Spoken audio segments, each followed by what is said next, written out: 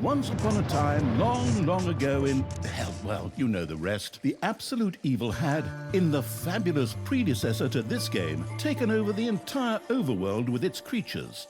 Now it spent its time on debauched parties and... Wait a minute.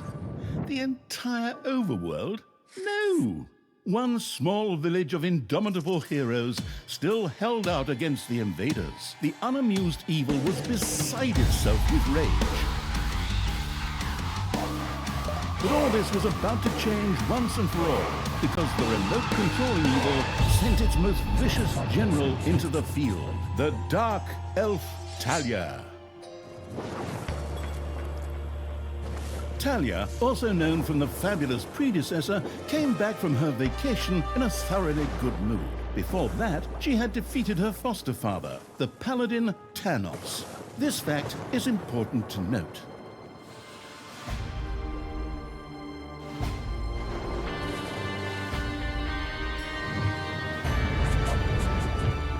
For this last remaining village of heroes was protected by none other than Tristan, foster son of Snots and Thalya's stepbrother.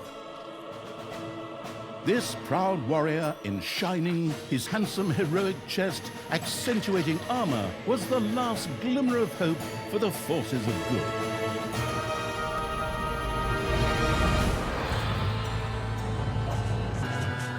Thalya, who had fully embraced the dark side, couldn't wait to really kick her stepbrother's ass. And so our story begins.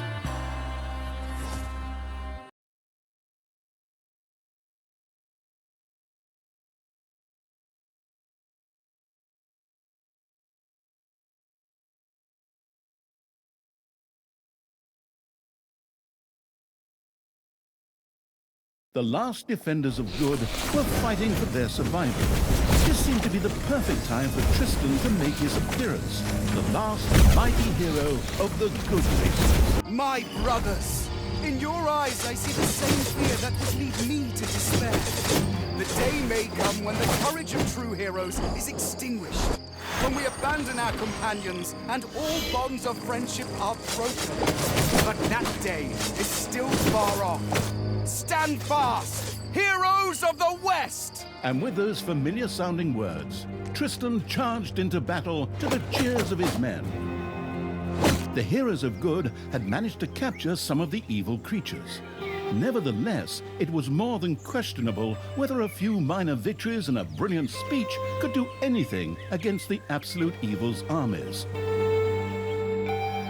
A storm of darkness and gloom descended, heralding the arrival of Thalya, the absolute evil's general. This entrance not only panicked the defenders of good, but also seemed to strengthen the creatures of evil. Hey, I'm back! Time to kick a little hero butt. Forward, creatures! Show me what you can do! Punch 'em smack dab in the mouth! Smash him in the face! Oh, and just as a precaution, get me my handbook of worn-out third-rate catchphrases. Ha-ha! If my eyes don't deceive me, that's my stupid stepbrother Tristan over there too, just waiting for me to lovingly put his head on a spear. Ha! Today is gonna be a good day. Thalya seemed to be very sure of victory. Some might find this puzzling, as it was the beginning of a long new campaign.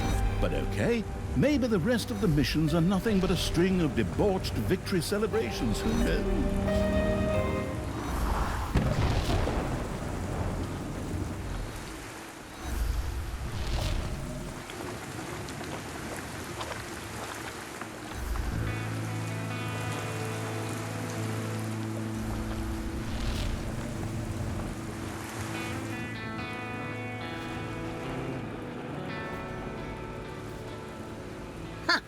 A few pitiful opponents. I'm gonna massacre you.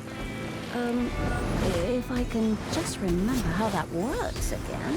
Fortunately, Thalya's instincts took over at this point, something which wannabe pro gamers often refer to as auto-attack. Thalya also remembered that she had a few skills that she could invoke whenever she felt like it. Oh, right! Boom! That's how it's done.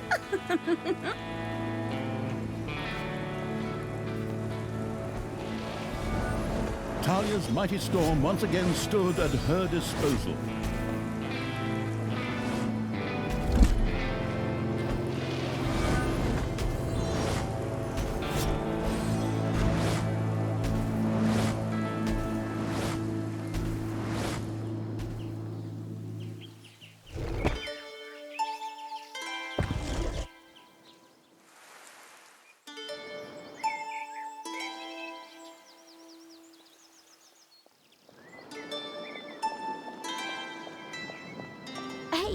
Did someone actually cage my subordinates? Ah, forget that. I'm the only one who's allowed to do that. Time to bust these things open. Pulverize them. Nuke 'em!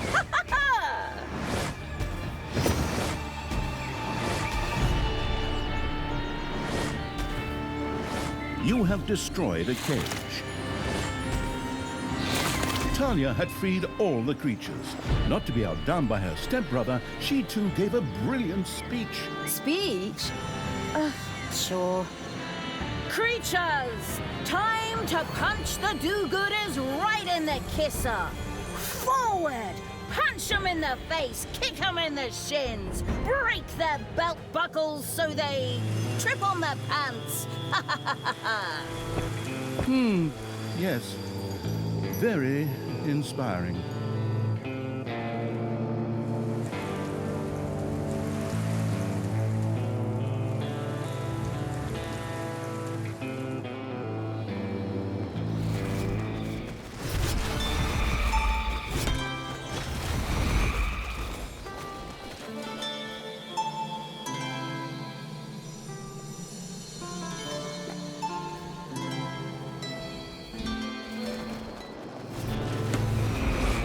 And another one for the Grim Reaper. Or Grim Reaperess, I'm not picky.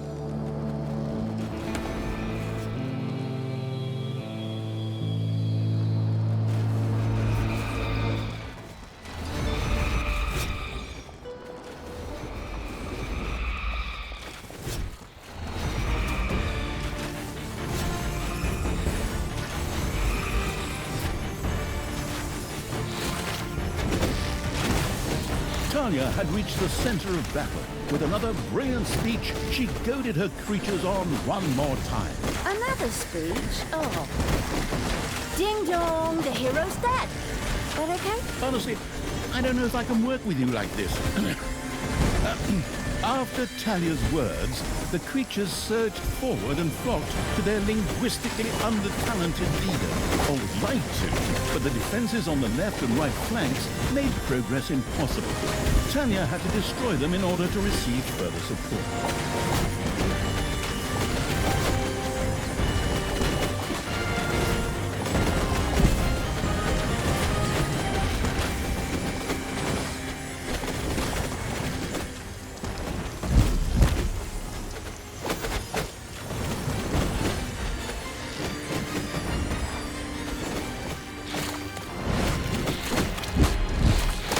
Hero's left defensive flank could no longer withstand the breaching evil's creatures.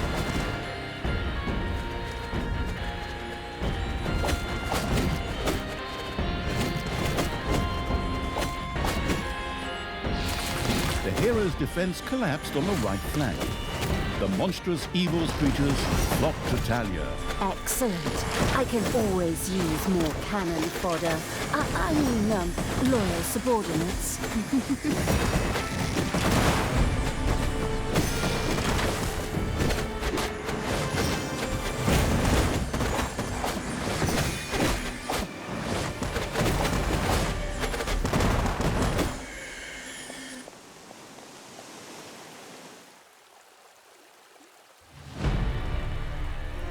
Thalya, stepsister! You dare to show your face here after killing our foster father! Yeah. Is that a trick question? You can see I'm here. Thanos deserved what he got.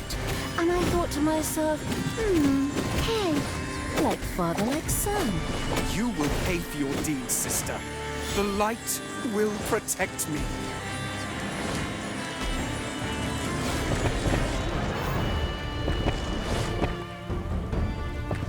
Sister, turn from evil and come back to the side of good. See the power of light. With these words, Tristan was bathed in a golden light that seemed to protect him. As if that were not troublesome enough, a number of magical portals opened at the same time. As if this wasn't dragging on way too long already.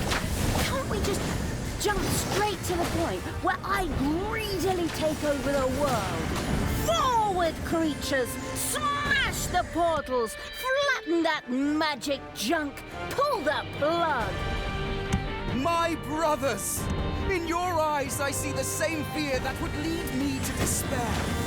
The day may come when the courage of true heroes is extinguished, when we abandon our companions and all bonds of friendship are broken.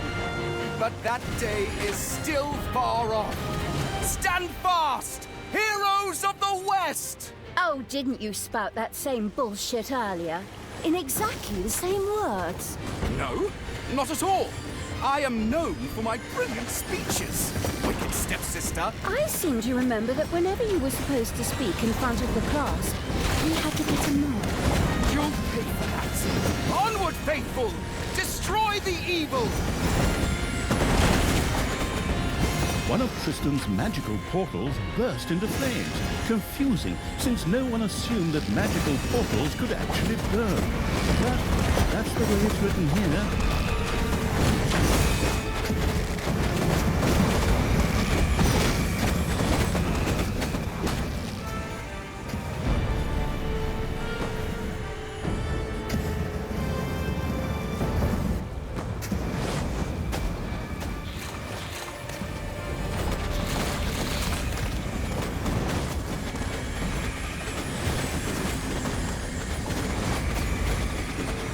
All the magical portals have been destroyed, and with them, Tristan's shield went up in smoke. That's the way I like it. Now, where were we? Oh, yeah. I was just about to kick my stepbrother's butt. Sister, it doesn't have to end this way. Join me. Together we can still save the world. Oh, can't you just die and spare us all the embarrassing melodrama?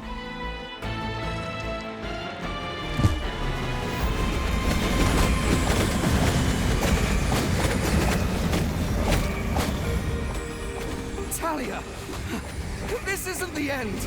We'll meet again.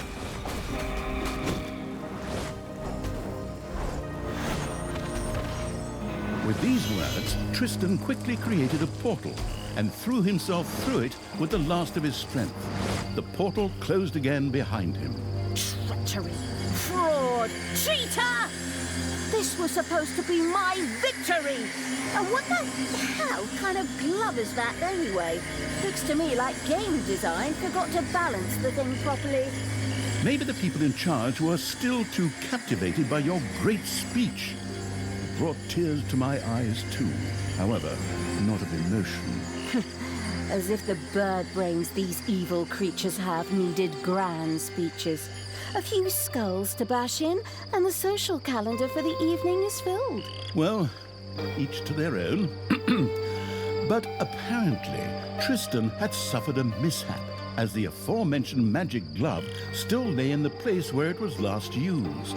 It would seem that he had accidentally lost it. Wonderful.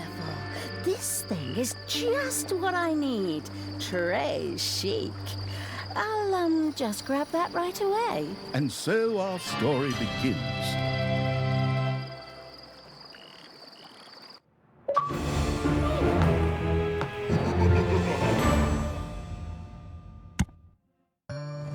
Tristan had managed to give Thalya the slip, but she had been able to capture his magic glove.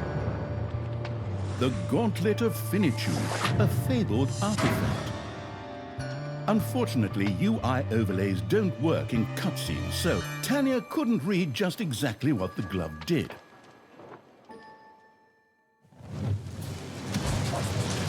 Nevertheless, she proudly presented it to the absolute evil in its form as the Dungeon Lord.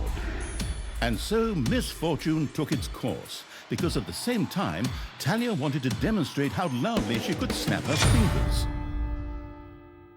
But this snap, which would go down in the history books as the Dungeon Lord snap, unleashed horrific forces that were discharged into the Dungeon Lord himself. As Thalya rose to her feet, the gauntlet had disappeared, and the Dungeon Lord lay dying.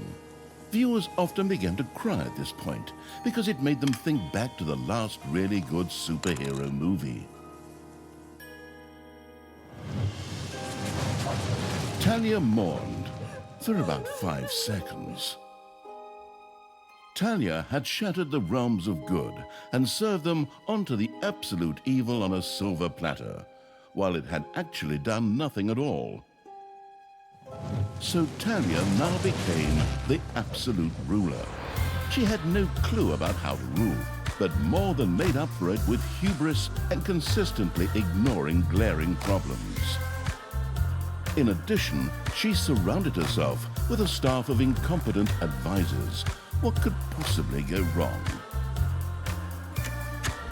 10 minutes later, Tristan had captured Thalya, locked her in a cage, and put the armies of absolute evil to flight. And so the story ends. We'll tell you how the story continues in overpriced microtransaction bites. Oh, wait, wrong script. That's a different developer. Hang in there, I've almost got it. While Thalya was ignominiously taken away, the unused essence of absolute evil continued to float through the ether. It wasn't about to admit defeat that easily, but for evil to triumph once again, it needed Thalya back, for better or for worse. And so the swirling essence of absolute evil set about commanding the perplexed-looking chaotic hordes and freeing Thalya. Hammer time, round 2. The essence of absolute evil held the horde together and rose to the... Tristan! Let me out of this damned cage, you stupid little...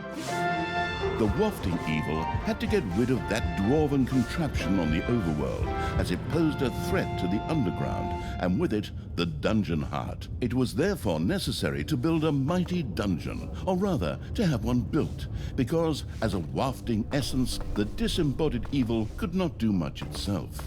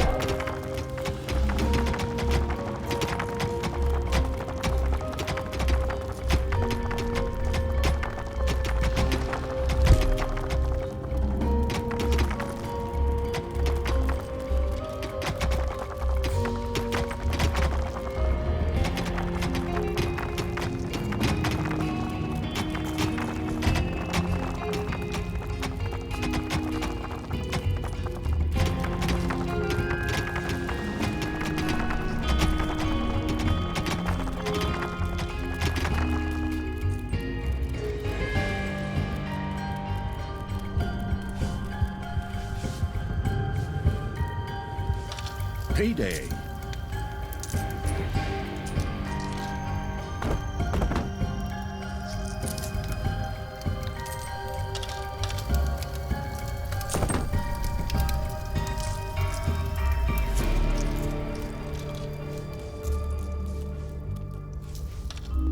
The gold-hungry evil had built a treasury.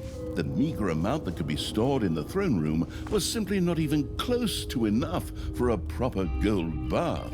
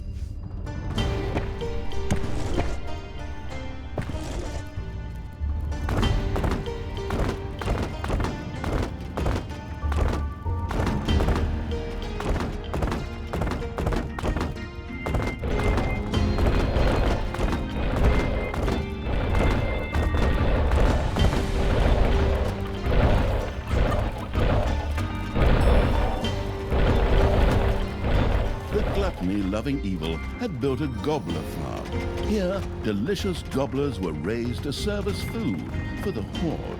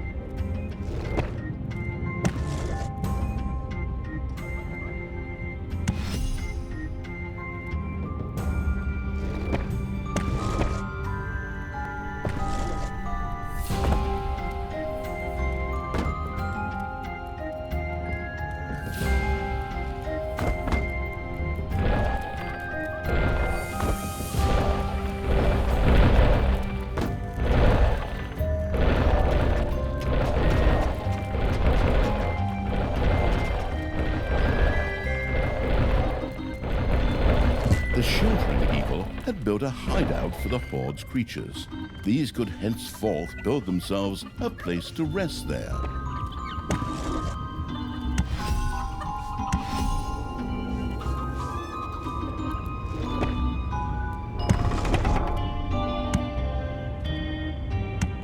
The army-raising evil had recruited its first creature, a bit underwhelming considering that it was sitting on the throne of the gods a short time ago. But fresh starts are never easy. The evilest evil could use the Hand of Terror, not only to intervene, but also to lend its little snots the impetus they needed by giving them a spirited slap.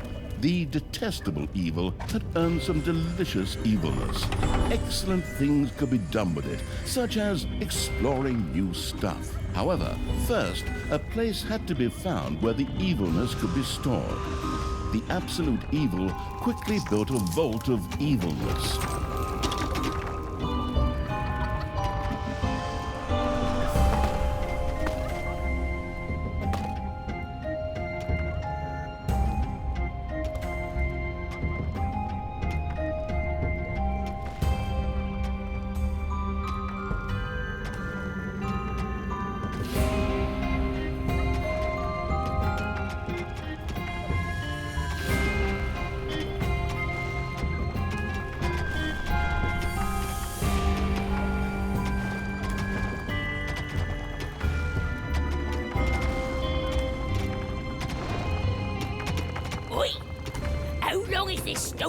Going to take, lads? Snookums and I weren't planning on dying of old age here. I sure hope not, because I have a whole different set of plans for just how you lot are gonna die here.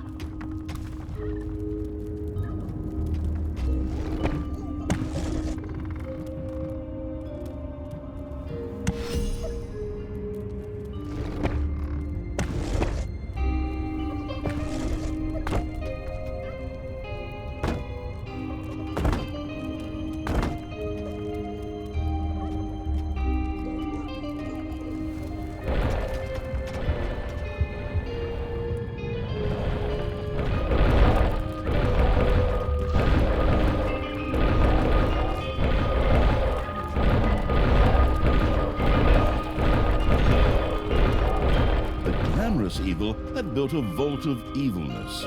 This allowed it to henceforth store evilness and use it.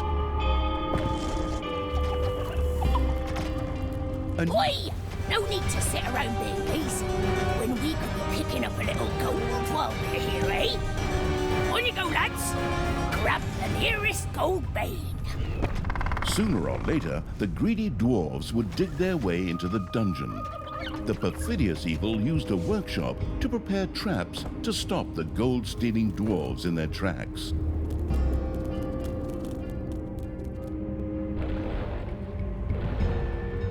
The hard work-allowing evil had built a tinkerer's cave.